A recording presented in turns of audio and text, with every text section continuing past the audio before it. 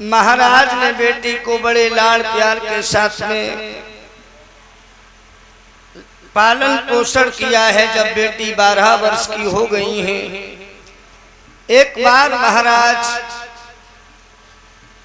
राज्यसभा में बैठ करके सभा को संबोधित कर रहे थे, लेकिन मन सभा में नहीं लग रहा था, चित्त एकाग्र नहीं हो रहा था। शरियात महाराज सभासदों से कहते हैं कि आज मन सभा में लग नहीं रहा है, कोई ऐसा उपाय बताओ जिससे हमारा चित्त एकाग्र हो सके।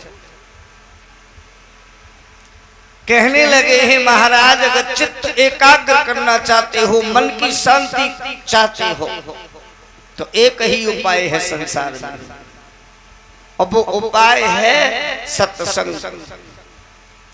सत्संग से ही मन को शांति की प्राप्ति होती है। आपको किसी विद्वान संत के पास जाना चाहिए, संतों के पास में बैठ करके तुम्हें सत्संग करना चाहिए। सत्संग से तुम्हारे मन को शांति की प्राप्ति अवश्य होगी। महाराज 10,000 सैनिक साथ में लेकर के अयोध्या धाम से चल करके अरण्य वन में आते हैं। ये चमन ऋषि के आश्रम में आए हैं, जो चमन ऋषि का आश्रम आपके ही जनपद मैनपुरी के अंतर्गत ओछा में स्थित है, जहां आज भी चमन ऋषि के नाम से मेला लगता है। अयोध्या से चलकर के महाराज शरियात आपके ही जनपद में आए थे। 12 वर्ष की बेटी साथ में सुकन्या आती है। जब संत के आश्रम की शोभा को देखा, सुंदरता को देखा, जहां नाना प्रकार के पक्षी कलरव कर रहे थे, सुंदर सुंदर पुष्प खिले हुए थे, फूलों के ऊपर भंवरे गुंजार कर रहे थे। सुकन्या ने जब वह दृश्य देखा है,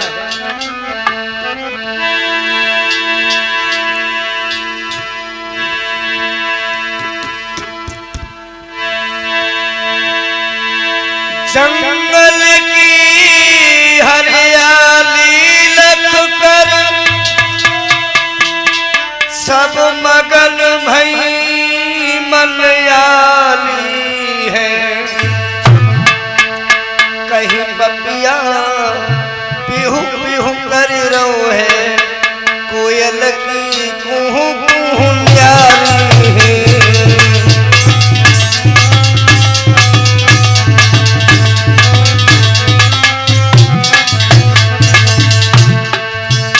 कहीं पपिया पिहू पिहू कर रो है, कोयल की कुहू कुहू न्यारी है।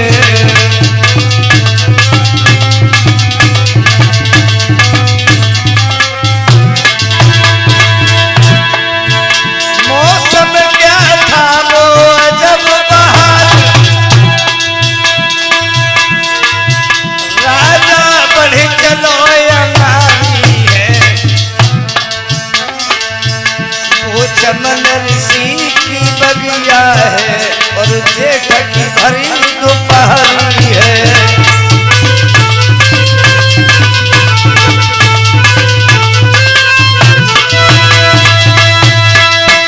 वो चमन ऋषि की बगिया है, और जेठ की भरी दोपहरी है।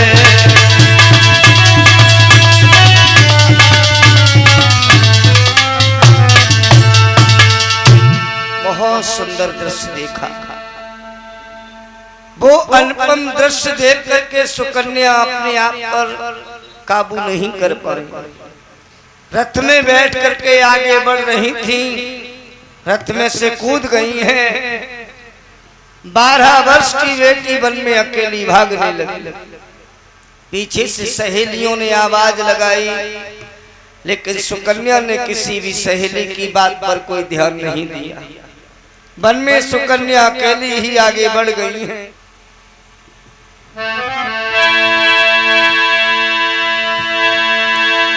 अरे लख लगिया को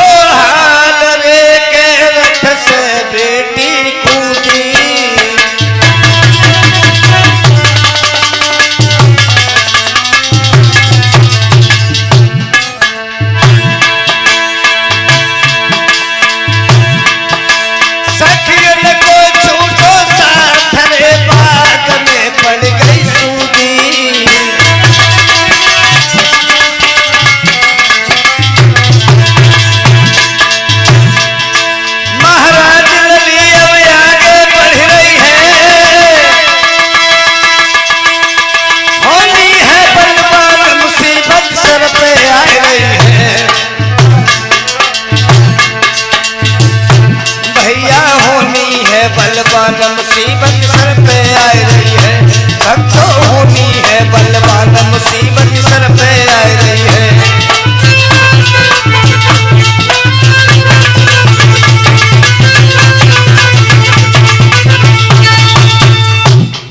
12 वर्ष की बेटी रथ में से कूद गई, अकेली ही वन में भागने लगी।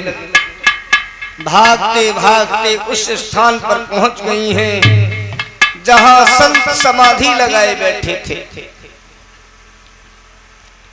समाधि इतनी पुरानी लगी हुई थी संत की कि शरीर मिट्टी के अंदर दब गया था, शरीर का कोई अंग दिखाई नहीं दे रहा था। दोनों नेत्र जुगनू के प्रकाश की तरह से धीमे धीमे चमक रहे थे। उम्र ज्यादा थी नहीं समझ पाई है कि यह प्रकाश मिट्टी के अंदर से कैसे आ रहा है। 12 वर्ष की बेटी सुकन्या ने वहीं से एक लकड़ी उठाई है, उसका प्रयोग जब बारी बारी से दोनों छिद्रों में किया है। एक लकड़ी लई उठाए रे के कन्या भोली भाली,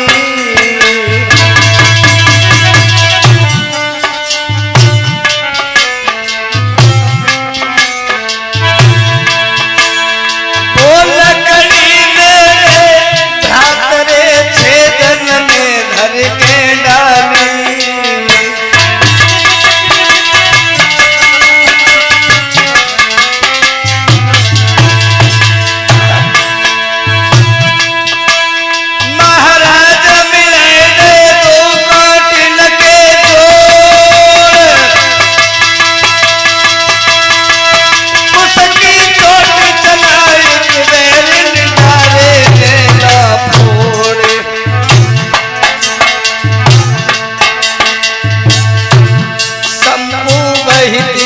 की धार ललिय के छक्का छूटे हैं, भक्तों बहिनी खून की धार ललिय के छक्का छूटे हैं।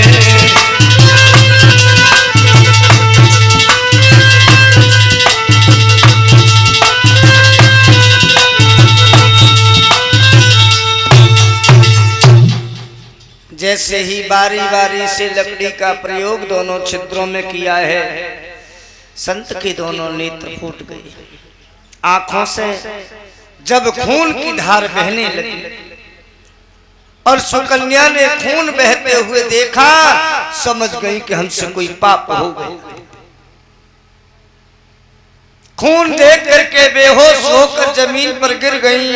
होश आया, अपने आप को धिक्कारने लगी कि मैंने ये क्या कर दिया, मैंने कोई बहुत बड़ा पाप कर दिया, मैंने किसी संत के नेत्र फोड़ दिए। काफी देर बाद मन में विचार आया है कि ये पाप तो हमसे गलती से हो गया है, लेकिन हम अपना पाप किसी को बताएंगे नहीं, अपना पाप हम छुपा लेंगे। लेकिन पाप आप कितना भी छुपाना चाहो कभी छुप नहीं सकता है। देरी हो सकती है, अंधेरी कभी नहीं होगी। एक न एक दिन पाप सामने अवश्य आ जाता है। सुकन्या ने भी सोचा कि पाप को छुपा ले, लेकिन पाप छुपा नहीं।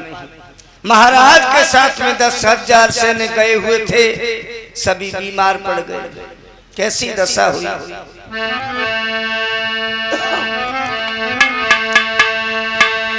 वह खून देख कर कन्या का आप ही कलेजा खून हुआ।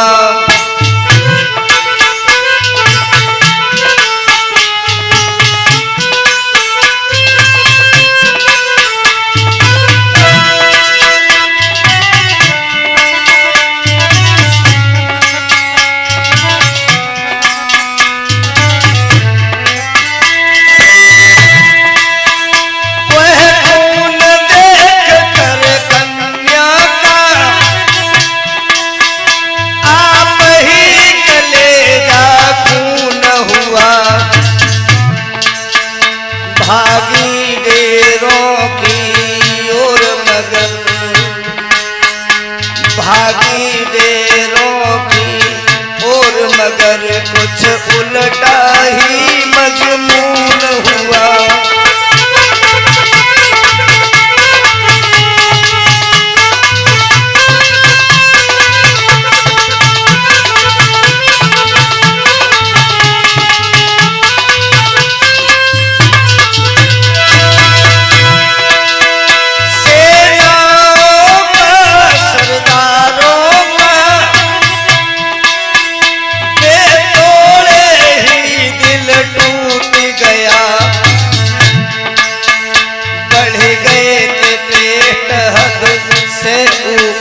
मलमूत्र त्याग ना छूट गया।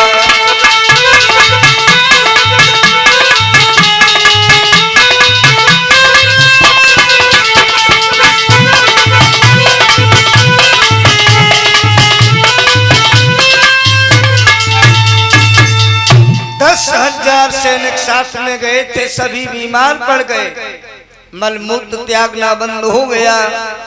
महाराज सोचने लगे हैं कि चमन ऋषि की बगिया का चमत्कार था। बड़े बड़े निरोगी आते थे, निरोग होकर के बगिया से चले जाते थे। हमारे साथ में ऐसा क्यों हुआ? हम जब अयोध्या से चले तो काया निरोग थी और बगिया में आने से रोगी बन गई। सैनिकों से कहा कि सैनिकों बात क्या है? कहा महाराज हमें नहीं मालूम। मंत्री कहने लगा है महाराज अब पता तो तब लगे जब पहले चमन ऋषि का पता किया जाए कि संत कहाँ हैं। संत ही बता सकते हैं आखिर बीमार क्यों है। कहा तलाश करो। जब संत की तलाश की गई है, देखा है मिट्टी के टीले से खून की धारा बह रही थी। सैनिकों ने महाराज को बुलाया है। महाराज ने कहा मिट्टी हटाओ, देखो इसके अंदर क्या है, खून कहां से आया। मिट्टी को जब हटा करके देखा गया है,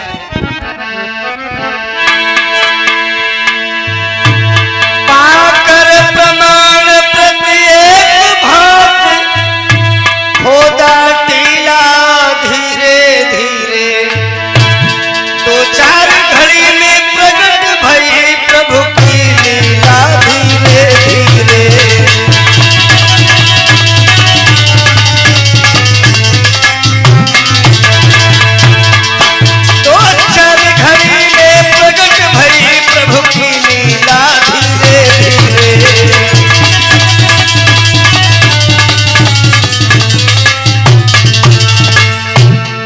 मिट्टी को हटा करके देखा है तो संत पद्मासन पर बैठे हुए थे। चींटियां नाक से घुस रही थी, कान से बाहर निकल रही थी, घास जंघाओं को फाड़ करके पार निकल चुकी थी। शरीर सूख करके हड्डियों का केवल शेष पंजर रह गया था। संत का मन रूपी भ्रमर भगवान के कमल रूपी चरणों में लगा हुआ था। समझ गए महाराज की पाप मेरे ही सैनिक ने किया है, तभी बीमार हुए। सैनिकों से कहा कि सैनिकों ये पाप किसने किया है? कोई स्वीकार ही नहीं करने को तैयार। और पाप तो महाराज की बेटी ने किया था, सैनिक स्वीकार कर भी कैसे ले? महाराज तलवार लेकर के सैनिक पर प्रहार करना चाहते हैं। सुकन्या सोचने लगी है कि एक पाप तो हमसे धोखे से हो गया कि संत के नेत्र फूट गए थे।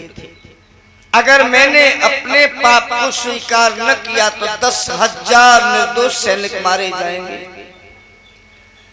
इन सैनिकों का पाप भी हमारे ही सर पर आएगा। इससे अच्छा है कि हम अपने पाप को स्वीकार कर लें तो सैनिकों की जान बच जाएगी। बेटी ने महाराज के हाथ को पकड़ लिया, कहा पिताश्री अगर कोई सजा देनी है तो आप हमें दो, क्षमा करना है आप हमें करो, क्योंकि सैनिक निर्दोष है।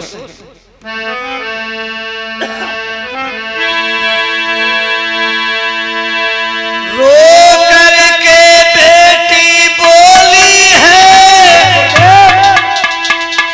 ये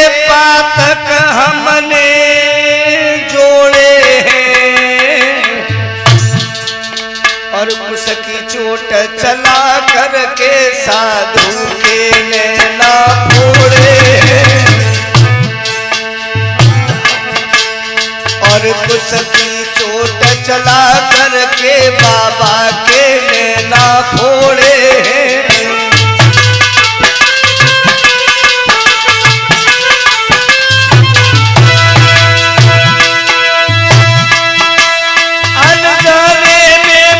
भूल भई अब दिल याद सो करो पिता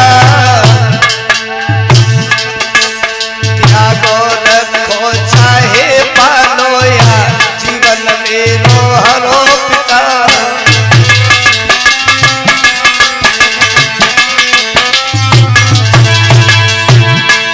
त्यागो रखो चाहे पालो या जीवन मेरो हरो रखो चाहे पालो या जीवन मेरो हरो पिता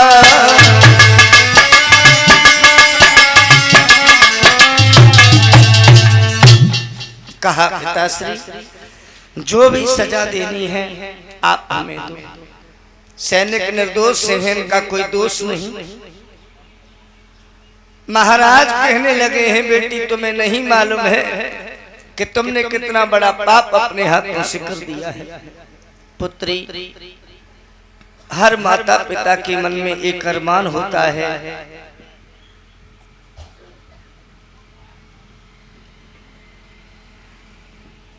कि बेटी को अच्छे से अच्छे घर में डोली में बिठा करके पहुंचाया जाए। लेकिन पुत्री तुमने तो अपने ही हाथों से अपने भाग्य की लकीर को मेट दिया। तुमने अपने हाथों से ही अपने पैरों पर कुल्हाड़ी मार दी है। पुत्री, तुमने एक संत के नेत्र फोड़े हैं। संत का जीवन यापन कैसे होगा? तुम्हारे पापों का प्रायश्चित कैसे होगा? तुम्हारी जगह अगर मेरा पुत्र होता तो हम उसका वध कर देते। लेकिन अफसोस इस बात का है बेटी, हमारे धर्म में बेटियों को मारने की इजाजत नहीं है। लेकिन तुम्हारा पाप भी ऐसा है बेटी जिसे हम क्षमा नहीं कर सकते हैं। पाप भी क्षमा के योग्य नहीं है, सजा भी तो देंगे हम तुम्हें। कहने लगी है पिताश्री, गलती तो हमसे धोखे से हुई है, फिर भी अगर मैंने पाप किया है तो पाप की मुझे सजा भी मिलनी चाहिए। आप जो सजा देंगे हमें स्वीकार है। आज महाराज अपनी बेटी को सजा सुनाते हैं, कहते हैं सुन बेटी,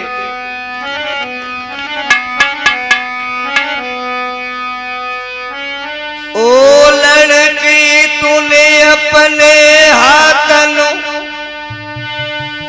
पैर में हनी कुल्हाड़ी, यही दमाद हमारो है और तू जाकी घर वाली। यही दमाद हमारो है और तू जाकी घर वाली।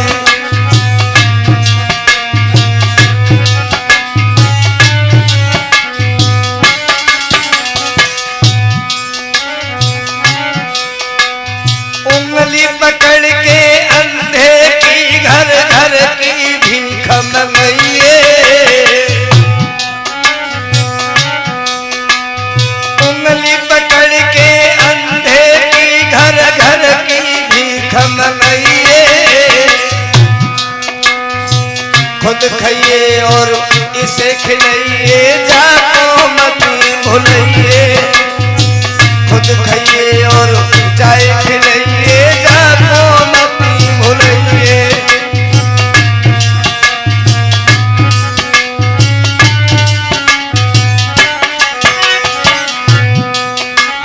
कहने लगे हैं महाराज बेटी, आज के बाद में तुम्हारे लिए यही तुम्हारे पापों का प्रायश्चित है।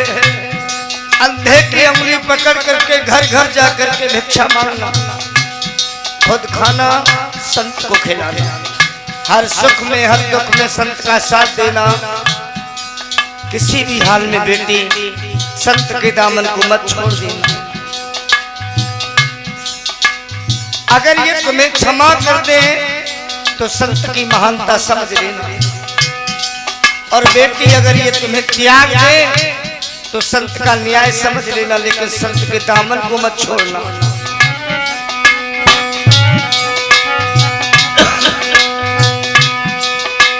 त्याग करे तो त्याग समझना, क्षमा करे बलिहारी।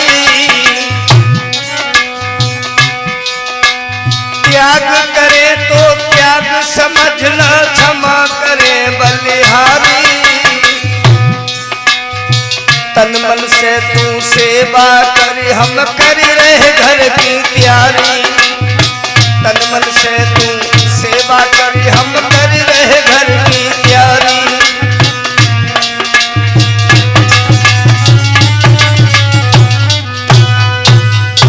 कहा पुत्री, आज के बाद में यही अंधा तुम्हारा जीवन साथी है। घर घर भिक्षा मांग करके इसका भरण पोषण करना, यही तुम्हारे पापों का प्रायश्चित होगा। इतना कह करके महाराज जब अयोध्या धाम की ओर चल दिए हैं, 12 वर्ष की बेटी ने घोड़े की लगाम को पकड़ लिया। कहा पिताश्री, जा रहे हो? आप अयोध्या में जाओगे, जाकर के मेरी मैया आपसे प्रश्न करेंगी कि मेरी पुत्री कहाँ है। पिताश्री माँ को जवाब क्या दोगे? मेरी माँ आपसे अयोध्या के राजमहल पर ही ये प्रश्न कर देंगे। पता नहीं पिताश्री मैया का दर्शन जीवन में होगा या नहीं होगा। नमस्ते माँ से जाकर के कह देना। समय समय पर आप मैया को धीरज बधाते रहना, कहीं ऐसा न हो मेरे वियोग में मैया रो रो कर हो जाए। बोली है 12 वर्ष की बेटी सुकन्या।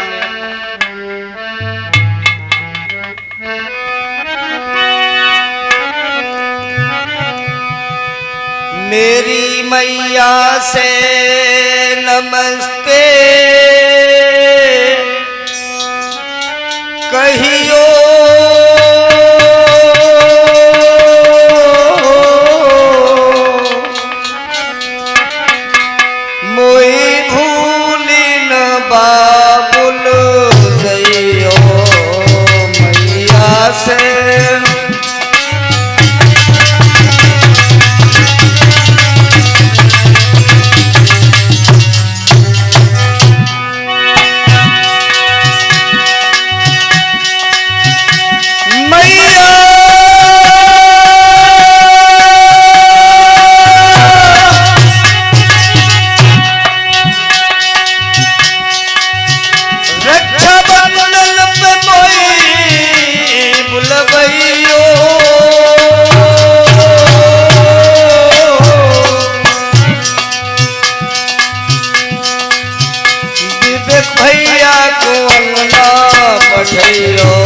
रक्षाबंधन पे मोई बुलबइयो।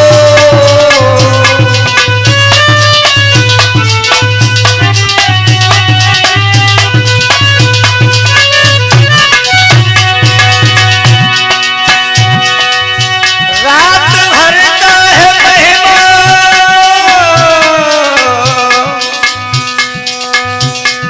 अंधेरा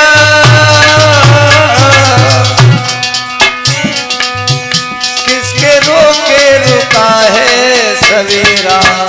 रात भर का है महिमा,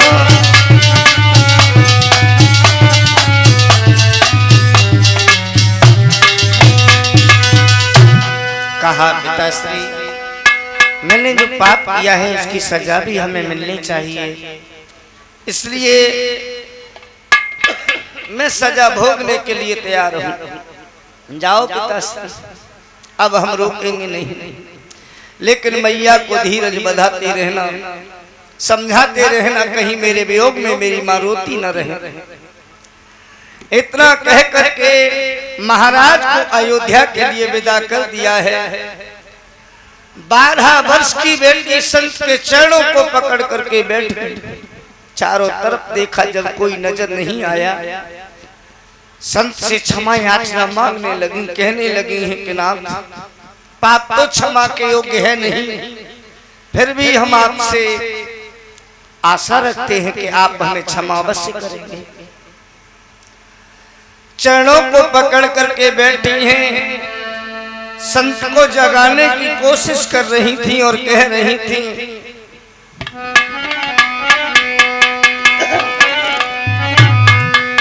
रूठे रूठे मेरे बाबा मनोय कैसे, रूठे रूठे मेरे बाबा मनोय कैसे, मेरे बाबा मनाए कैसे, रूठे रूठे मेरे बाबा मनाए कैसे, रूठे रूठे मेरे बाबा मनोय कैसे, रूठे रूठे मेरे बाबा मनोय कैसे, रूठे रूठे मेरे बाबा मनाए कैसे, रूठे रूठे मेरे बाबा मनाए कैसे। बिना बात के अखियां फोड़ी, अखियां फोड़ी, भोले पिया की छाती छोड़ी, अब इनके नैन बनोय कैसे, रूठे रूठे मेरे बाबा मनोय कैसे, रूठे रूठे मेरे बाबा मनाए कैसे, रूठे रूठे मेरे बाबा मनाए कैसे। बारी उम्र अकल नहीं मोको, अकल नहीं मोको,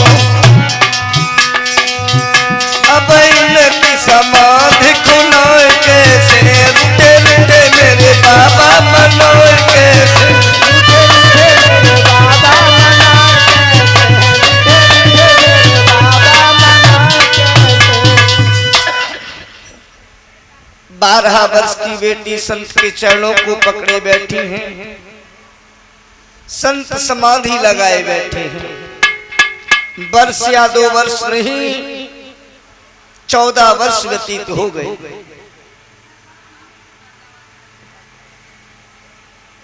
एक बार पिता ने कहा कि अंधे के साथ में जीवन यापन करना है, तो भारत की वो आर्य बेटी अंधे के साथ में जीवन यापन करने के लिए तैयार हो गई।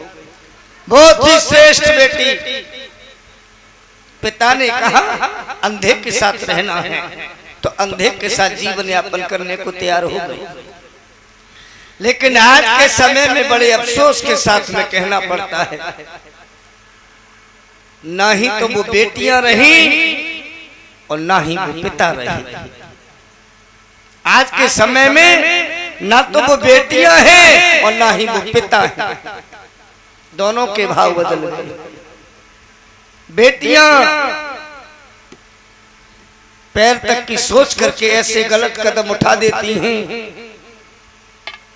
जिनके माता पिता जीवन भर गर्दन उठा करके नहीं चल पाते। ऐसी बेटियों को डूब करके मर जाना चाहिए।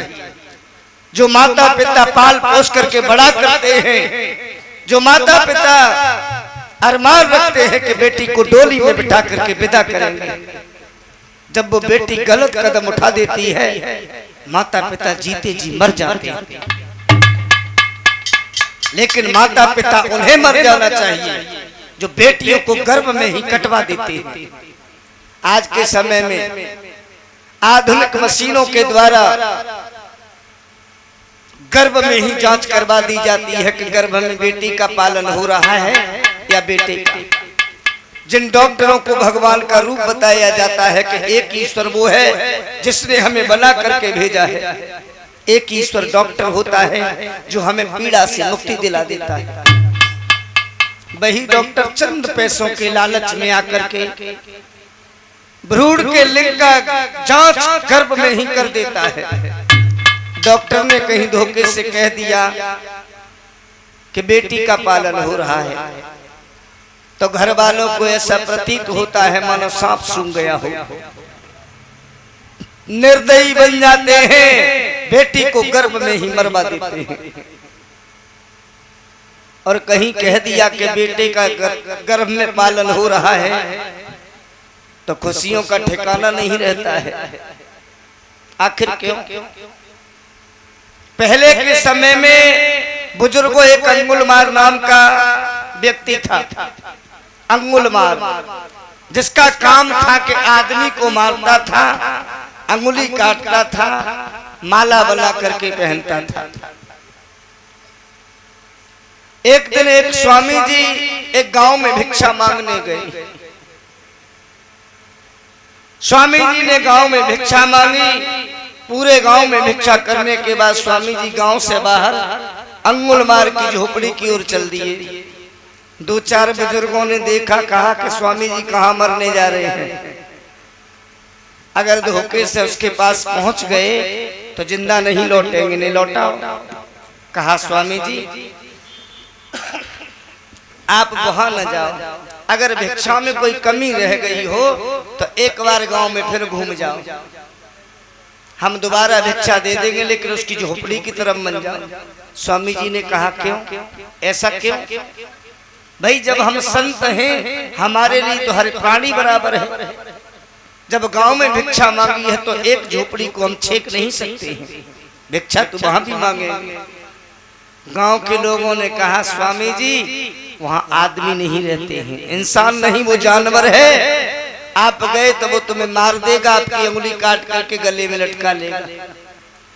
स्वामी जी कहने लगे वैसे यहाँ कौन 10,000 वर्ष का ठेका लेके आया है, अरे एक दिन तो मरना ही है, उसी के हाथों से मर जाएंगे, लेकिन भिक्षा तो जरूर मांगूंगा। गांव के लोग भी कहने लगे कि स्वामी जी जब तुम्हें मरने की जल्दी है तो फिर देर किस बात की, जाओ। स्वामी जी अंगुलमार के झोपड़े के पास में गए और उसने पीले कपड़े देखे, दूर से ही बोला स्वामी जी वहीं से लौट जाओ। स्वामी जी ने कहा क्यों लौट जाऊं, मैं तेरे पास भिक्षा मांगने के लिए आया हूं, तू हमें भिक्षा दे दे, हम लौट जाएंगे। कहा स्वामी जी भिक्षा कहीं नहीं मिलेगी, गनीमत मनाओ, ये कपड़ा पीले है न, अब तक खोपड़ी सर से धड़ से नीचे पड़ी होती, लौट जाओ। स्वामी जी कहने लगे नहीं लौटूंगा, तुझे मारना है, तेरी इच्छा है कि तू हमें मारना चाहता है तो मार देना, लेकिन मेरी पहले इच्छा पूरी कर दे, फिर अपनी इच्छा पूरी कर लेना। पहले तुम हमें भिक्षा दो, उसके बाद में तुम हमें मार देना, हम तुम्हें रोकेंगे नहीं। अंगुलमार कहने लगा मेरे पास भिक्षा में देने के लिए तो कुछ है ही नहीं, तुम्हें दे क्या दूं? कहा कुछ भी दे दे, जो तेरी मर्जी आए वो दे दे। कहने लगा है अंगुलमार स्वामी जी मेरे पास कुछ नहीं। संत कहने लगे हैं तेरे पास जब देने के लिए कुछ नहीं है तो वृक्ष से एक पत्ता तोड़ करके मेरे कमंडल में डाल दे, मेरी भिक्षा होगी, हम चले जाएंगे। अंगुलमार तामसी आदमी था, तलवार निकाली, वृक्ष की एक डाली काटी और स्वामी जी के कमंडल में डाल दी। कहा जल्दी निकलो अब यहाँ से। स्वामी जी कहने लगे क्यों रे, एक बात बता, हमने तुझसे क्या मांगा था? एक पत्ता, भिक्षा में केवल एक पत्ता मांगा था, तूने डाली क्यों काट दी? कहा मेरी मर्जी, काट दी तो काट दी। स्वामी जी ने वही डाली निकाली, कहा पकड़ो हाथ में, जहां से काटी है वहीं जाके जोड़ दो। अंगुलमार कहने लगा स्वामी जी पागल हो गए हो, जो डाली वृक्ष से एक बार कट जाती है वो कभी जुड़ती नहीं है। स्वामी जी कहने लगे तू जानता है इस बात को कि डाली एक बार कट जाती है वो जुड़ती नहीं, ये बात जानता है? फिर एक बात बता, जब तू इसे जोड़ नहीं सकता है तो तोड़ने का अधिकार तुझे किसने दिया?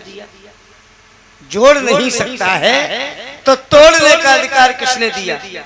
जब तू किसी को जीवन दान दे नहीं सकता है तो किसी का जीवन लेने का अधिकार किसने दिया? लेकिन आज के समय में इंसान बेटियों की गर्भ में ही हत्या करा रहे हैं।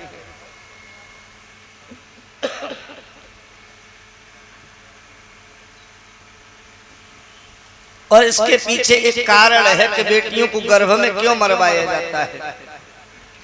बेटी जिस दिन घर में जन्म लेती है उसी दिन माता पिता को चिंता हो जाती है किसकी शादी कैसे करेंगे, धन कहां से आएगा।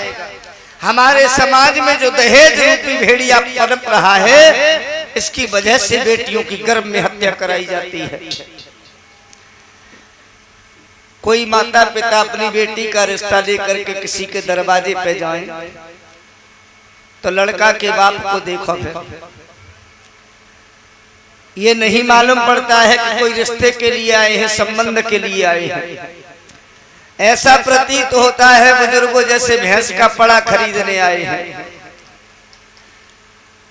लड़की का बाप हाथ जोड़ता है, साहब गरीब हूं, बेटी विवाह की योग्य है, आप मेरी बेटी को स्वीकार करो। कहता है ऐसे नहीं, उस गांव से परसों लोग आए थे 20 लाख दे रहे थे, मैंने 25 के लिए कहा, वो चले गए। 25 लाख तुम्हारे पास हो तो विवाह कर दो और 25 लाख न हो तो हमें क्षमा कर दो। अब बेटी के बाप ने कर्ज करके कहीं से 25 लाख दे दिए, बेटी का विवाह कर दिया। अब वो लड़के के माता पिता सोचे कि घर में जो बहू आई है वो आकर के सेवा करेगी, तुम्हारे पैर दबाएगी, तुम्हें रोटी खिलाएगी, तो इससे बड़ी मूर्खता मेरी नजर में तो है नहीं। जब बेटा को तुमने पहले 25 लाख में बेच दिया फिर उम्मीद करो कि तुम्हें रोटी खिलाए। बेटा को अगर बेचो तो बहू के आने से पहले ही एक झोपड़ी गांव से बाहर डाल लेना, बर्तन भांडे लेकर के अलग हो जाना पहले ही, क्योंकि वो सेवा नहीं करेगी। अगर सेवा करवानी है तो घर में बहू मत लाओ, बहू कभी मत लेकर के आना, घर में बेटी लेकर के आओ, वो तुम्हारी सेवा करेगी। अपनी बेटी कैसे सेवा करती है वैसे ही बहू सेवा करेगी जब उसे तुम बेटी बना करके लाओ। और पैसा ले लिए तो फिर मामला गड़बड़ है, उम्मीद रखना गलत बात है। 12 वर्ष की बेटी संत की समाधि के पास में बैठी हैं।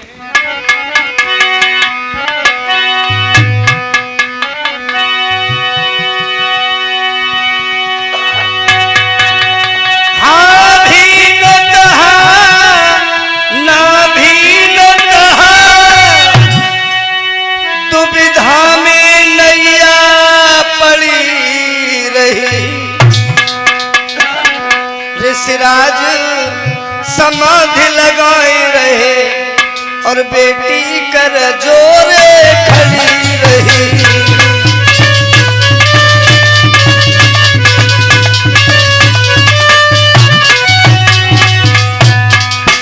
ऋषिराज समाधि लगाए रहे, बेटी कर जोरे खड़ी रही।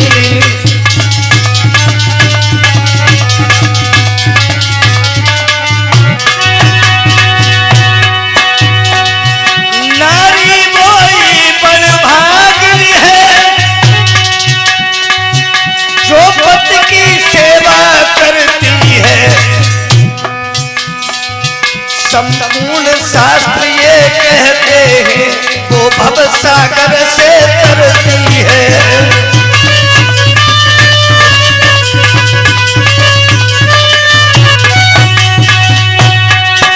भारत के शास्त्र ये कहते हैं वो भव सागर से तरती है।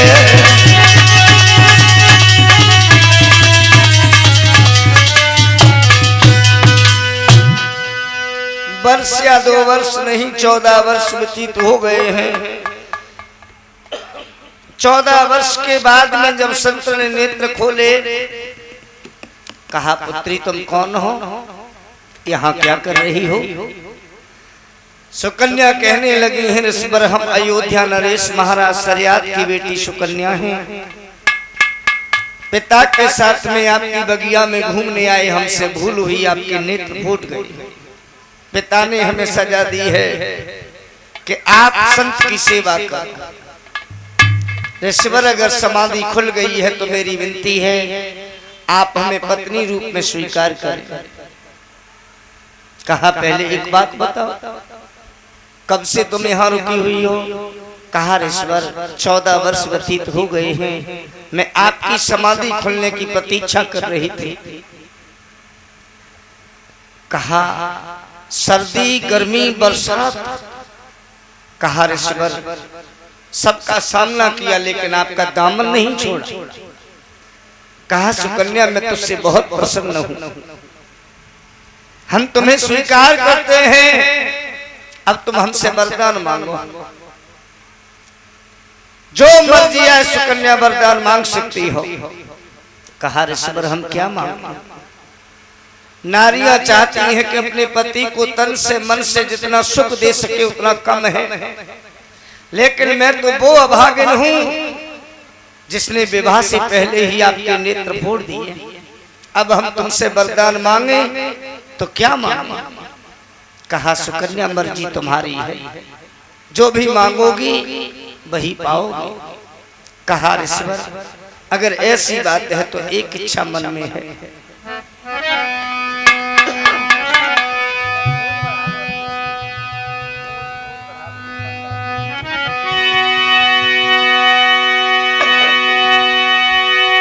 शादी से पहले ओ बाबा मेरी बिगड़ गई थी जोड़ी,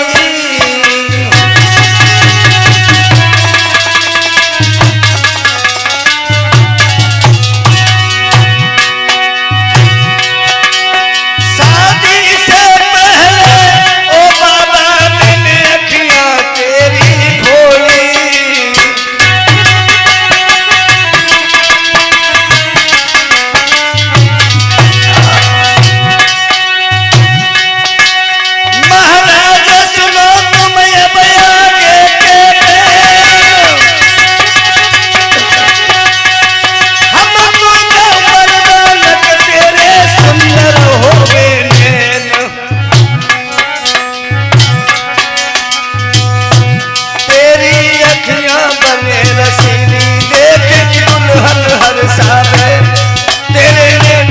बने रसीले देखे गोरी हर सावे।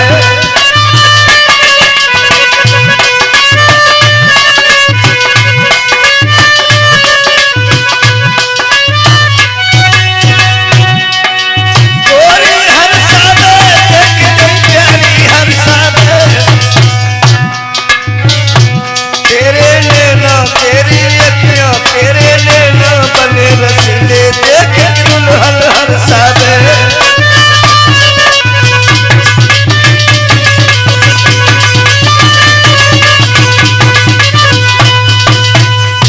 कहा वरदान देना है तो एक वरदान चाहिए। हमारे हाथों से आपके नेत्र फूट गए थे,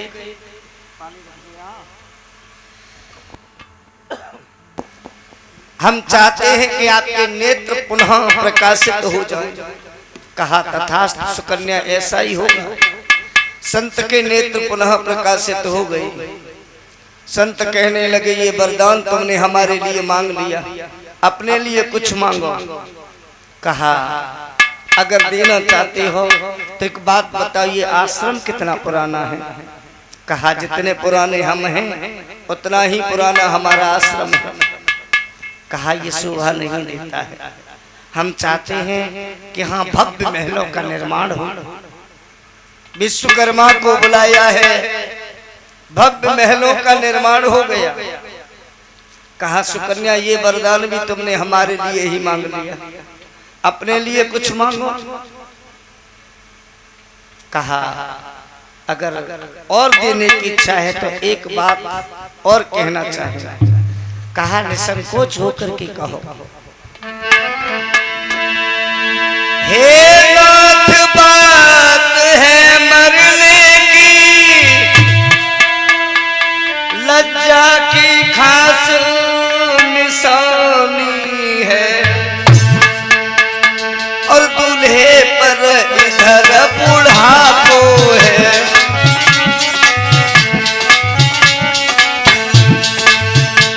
दूल्हे पर इधर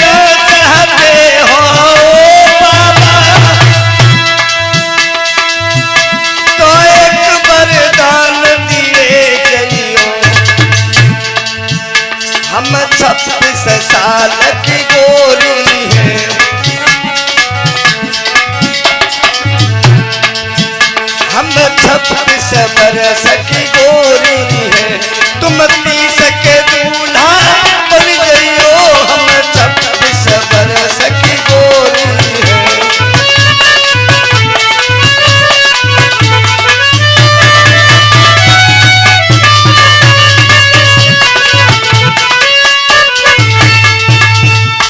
कहाँ वरदान देना है तो बड़े शर्म की बात है।